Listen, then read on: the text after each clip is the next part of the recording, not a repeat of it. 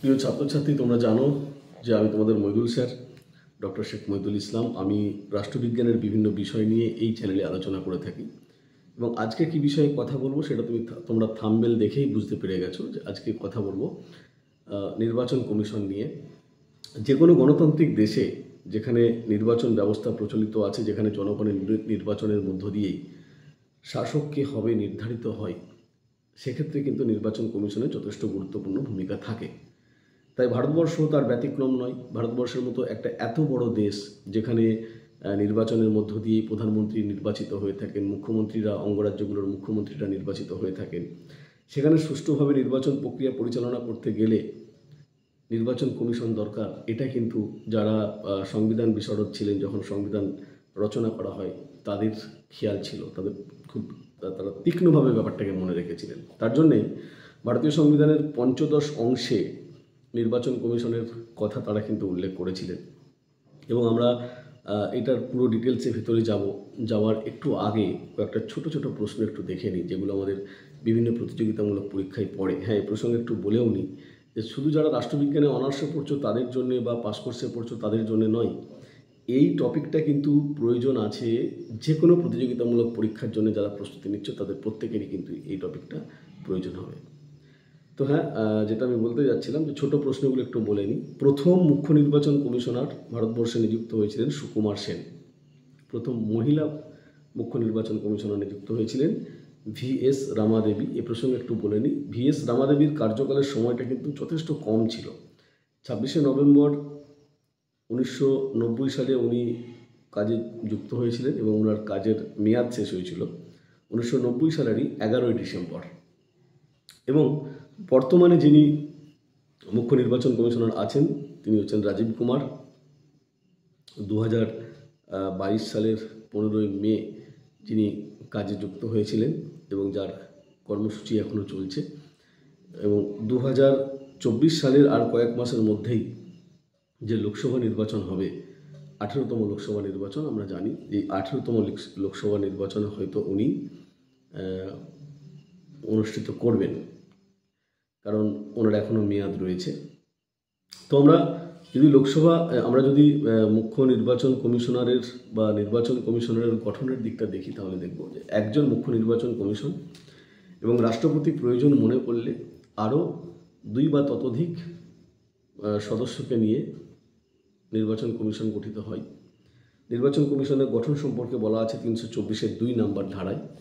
এবং যে মুখ্য নির্বাচন কমিশনার বা তার সঙ্গে 1 বা 2 বা 3 যাই সদস্য হোক না কেন, এই সদস্যদেরকেও কিন্তু নির্বাচনে নিয়োগ করবেন রাষ্ট্রপতি। এ প্রসঙ্গে বলে রাখা ভালো, এই যে আমি একটা কথা বলছি যে মুখ্য নির্বাচন কমিশনারের সঙ্গে 1 জন বা 2 জন বা 3 জন, আসলে মুখ্য নির্বাচন কমিশনারের সঙ্গে কতজন আরও নির্বাচন কমিশনার দরকার হবে, কতজন সদস্য দরকার হবে, এটা ঠিক করবেন রাষ্ট্রপতি। রাষ্ট্রপতি যদি মনে করেন যে 2 জনকে দরকার তো 2 জন, রাষ্ট্রপতি যদি মনে করেন 4 জনকে দরকার তো 4 জন। এই প্রসঙ্গে আরও একটু বলে নেওয়া ভালো, 1989 সালের অক্টোবর মাসে, অর্থাৎ যখন 9ম লোকসভা নির্বাচনের দিনক্ষণ ঠিক হয়েছিল, ঠিক 9ম লোকসভা নির্বাচন ঘোষণা হয়েছে তার একদিন আগে তৎকালীন যিনি মুখ্য নির্বাচন কমিশনার ছিলেন RVS প্যারি শাস্ত্রী, এই RVS প্যারি শাস্ত্রীর অধীনে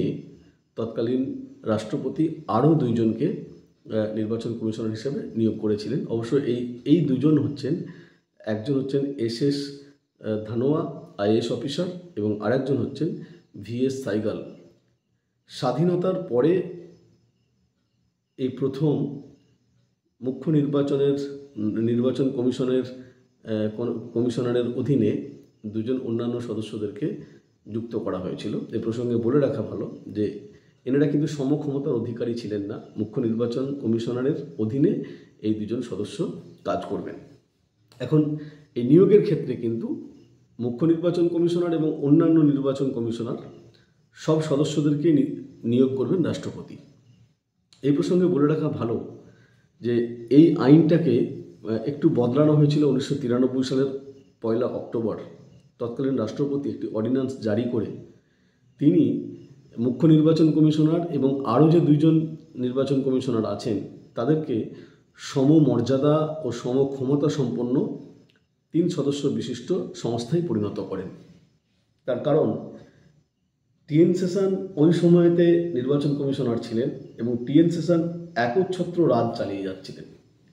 এই টিএন সেশনের একচ্ছত্র রাজটাকে বন্ধ করার জন্যই বাকি 2জন সদস্যকে তার সমকক্ষের করা হয়েছিল।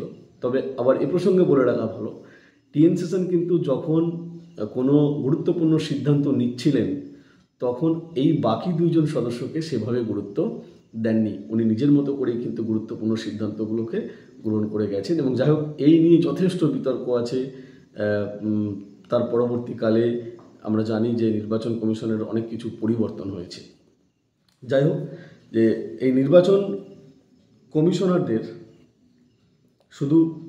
শুধুমাত্র মানে মুখ্য নির্বাচন কমিশনার এমন নয় যে আঞ্চলিক যে সমস্ত কমিশনার থাকবেন তাদেরকে নিয়োগ করতে পারবেন না। প্রয়োজন হলে তিনি আঞ্চলিক কমিশনারদেরকেও নিয়োগ করতে পারেন।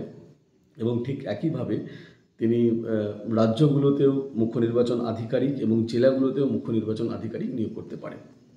আমরা জানি যে এই নির্বাচন কমিশনের সদস্যদের কার্যকালের মেয়াদ 6 বছর এবং ম্যাক্সিমাম বয়স হবে 65 বছর। যদি এরকমটা হয়ে থাকে যে 6 বছর কাজের মেয়াদ আছে কিন্তু বয়সটা 65 বছর হয়ে গেছে, তাহলে তাদেরকে কিন্তু অপসারণ করা হবে। এ প্রসঙ্গে একটু বলে রাখা ভালো, এই যে আমি আঞ্চলিক কমিশনারদের কথা বললাম, আঞ্চলিক কমিশনাররা কিন্তু 6 বছর কাজ করতে পারেন। তাদেরকে যে কোনো নির্বাচনের আগে প্রয়োজন অনুসারে 3 মাস আগে নিয়োগ করা হয় এবং 3 মাস পরে তাদেরকে অপসারণ করা হয়। তাহলে আঞ্চলিক নির্বাচন কমিশনারদের কাজের মেয়াদ কিন্তু 6 মাস, মাত্র 6 মাস। রাষ্ট্রপতি তাদেরকে নিয়োগ করেন 3 মাস আগে এবং 3 মাস পরে তাদেরকে আবার অপসারণ করেন। এই প্রসঙ্গে বলে রাখা ভালো যে নির্বাচন কমিশনারদের অপসারণ কিভাবে হবে। এক্ষেত্রে যদি রাষ্ট্রপতি মনে করেন বা দেখেন যে তাদের কার্যকাল মেয়াদের পূর্বেই তাদের কোনো অসামর্থ্য কাজ করতে পারছে না বা তাদের কোনো অসৎ আচরণ আসে রাষ্ট্রপতির কাছে, এবং সেটা অবশ্যই যদি এরকম হয়ে থাকে যে সংবিধানের 324-এর 5 নম্বর ধারায় বলা আছে, পার্লামেন্টের প্রতিটা কক্ষের মোট সদস্য সংখ্যার অধিকাংশ এবং উপস্থিত ভোটদানকারী সদস্যদের 2/3 সমর্থনে যদি মুখ্য নির্বাচন কমিশনারের বিরুদ্ধে যদি অভিযোগ প্রস্তাব গৃহীত হয়, তাহলে সেই প্রস্তাবের ভিত্তিতে কিন্তু রাষ্ট্রপতি তাকে অপসারণ করতে পারেন। শুধু মুখ্য নির্বাচন কমিশনার নয়, অন্যান্য যে নির্বাচন কমিশনার আছেন, আঞ্চলিক নির্বাচন কমিশনারদেরকেও কিন্তু অপসারণের ক্ষেত্রে মুখ্য নির্বাচন কমিশনারের সঙ্গে একটু আলোচনা করে নিতে হয়, সুপারিশ করে নিতে হয়। সেই সুপারিশের মুখ্য নির্বাচন কমিশনার সুপারিশের ভিত্তিতে কিন্তু রাষ্ট্রপতি নির্বাচন করেন। এই প্রসঙ্গে ব্যাপারটা একটু আমি ক্লিয়ার করে নিই। মুখ্য নির্বাচন কমিশনারকে যখন অপসারণ করা হবে, যদি তার অসৎ আচরণ বা সে কাজ করতে পারছে না, অক্ষম বা অসামর্থ্য দেখা হয়, তাহলে লোকসভার এবং রাজ্যসভার অর্থাৎ পার্লামেন্টের 2 কক্ষের অধিকাংশ সদস্যদের এবং উপস্থিত ভোটদানকারী সদস্যদের 1/3 যদি অভিযোগ আসে রাষ্ট্রপতির কাছে, তাহলে মুখ্য নির্বাচন কমিশনারকে রাষ্ট্রপতি পদত্যাগ করতে পারেন এবং অন্যান্য যে নির্বাচন কমিশনাররা নিযুক্ত হচ্ছেন তাদেরকে এবং আঞ্চলিক যে নির্বাচন কমিশনাররা আছেন তাদেরকে মুখ্য নির্বাচন কমিশনার সুপারিশের ভিত্তিতে রাষ্ট্রপতি পদচ্যুত করে থাকেন। এবারে আমাদের একটু দেখতে হবে যে এই নির্বাচন কমিশনারদের মূল কাজগুলো কি। আমি প্রথমেই বলেছিলাম যে একটা গণতান্ত্রিক দেশে যেখানে নির্বাচন প্রক্রিয়া হয়, সেই নির্বাচন প্রক্রিয়াকে সুষ্ঠুভাবে পরিচালনা করার জন্য এই নির্বাচন কমিশনার কাজ করে থাকেন। সেই বিষয়গুলোকে আমরা একটু ডিটেলসে দেখে নেব কি কি বিষয়ে ওনারা কাজ করে থাকেন। আমাদের মূলত যে নির্বাচনগুলো হয়ে থাকে, যেগুলো যে কোনো রাষ্ট্রপতি নির্বাচন, যে কোনো উপরাষ্ট্রপতি নির্বাচন, রাজ্যের আইনসভাগুলোর অর্থাৎ বিধানসভাগুলোর নির্বাচন, পার্লামেন্টের নির্বাচন, এই নির্বাচনগুলোর যখন হয় তখন নির্বাচন কমিশনের যথেষ্ট গুরুত্বপূর্ণ ভূমিকা থাকে।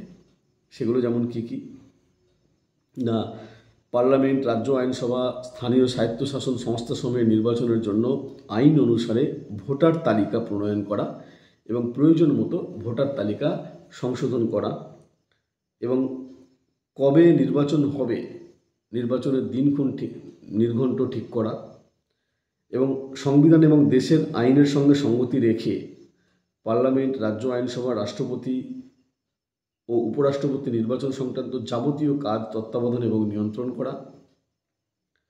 যে কোনো নির্বাচন অনুষ্ঠানের আগে নির্বাচন কমিশনের উপর যে ন্যস্ত দায়িত্বগুলো থাকে সেই দায়িত্ব সম্পাদনের কাজ করার জন্য প্রয়োজনীয় সংখ্যক কর্মচারী দেওয়ার জন্য রাষ্ট্রপতি এবং রাজ্যপালদেরকে অনুরোধ করা। অর্থাৎ এই প্রসঙ্গে একটু বলে রাখি যে ধরুন একজন মুখ্য নির্বাচন কমিশনার আছে, দুইজন অন্যান্য কমিশনার আছেন। এখন তাদের বিভিন্ন ক্ষেত্রে কাজের জন্য আরও সদস্যর দরকার আছে, যাতে করে সেই সদস্যগুলোকে সহজে পাওয়া যায়। সেগুলো রাষ্ট্রপতি এবং রাজ্যপালগুলোর কাছে আবেদন করা। নির্বাচন সংক্রান্ত ব্যবস্থাদি সম্পর্কে কোনো বিরোধ উপস্থিত হলে সেই সম্পর্কে অনুসন্ধানের জন্য অফিসার নিয়োগ করা। যে কোনো বিরোধ হতেই পারে, সেক্ষেত্রে সেই বিরোধটা কীভাবে মেটানো যাবে সেটার জন্য অফিসার নিয়োগ করা এবং আইনসভার কোনো সদস্যের অযোগ্যতার ব্যাপারে রাষ্ট্রপতি এবং রাজ্যপালকে পরামর্শ দেওয়া। প্রয়োজন মনে করলে যথেষ্ট সংখ্যক আঞ্চলিক নির্বাচন কমিশনার নিয়োগের জন্য রাষ্ট্রপতিকে পরামর্শ দেওয়া। নির্বাচনের সময় নির্বাচনী প্রতীক নিয়ে বিভিন্ন দলের মধ্যে বিরোধ বাঁধলে তা নিষ্পত্তি করা। আমরা জানি যে যখন কোনো দল নতুন করে প্রতীক চায়, তখন যদি সেই প্রতীক নিয়ে কোনো সমস্যা হয় তাহলে কিন্তু সেগুলো দেখবে নির্বাচন কমিশনার।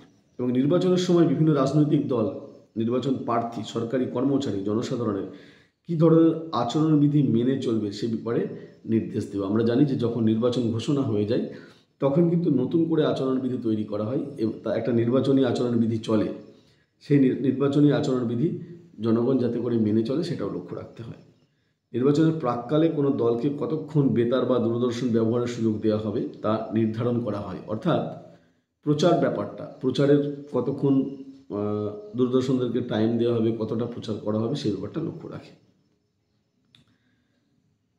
সুনির্দিষ্ট অভিযোগের ভিত্তিতে যে কোনো নির্বাচন ক্ষেত্রে নির্বাচন স্থগিত রাখা, বাতিল করা বা পুনর্নির্বাচনের ব্যবস্থা করা নির্বাচন কমিশনের কাজের মধ্যেই কিন্তু পড়ছে। এ ব্যাপারে 1981 সালে উত্তরপ্রদেশের গাড়োয়াল লোকসভা কেন্দ্রের নির্বাচন বাতিল করে দেওয়ার ঘটনাটি উল্লেখ করা যেতে পারে।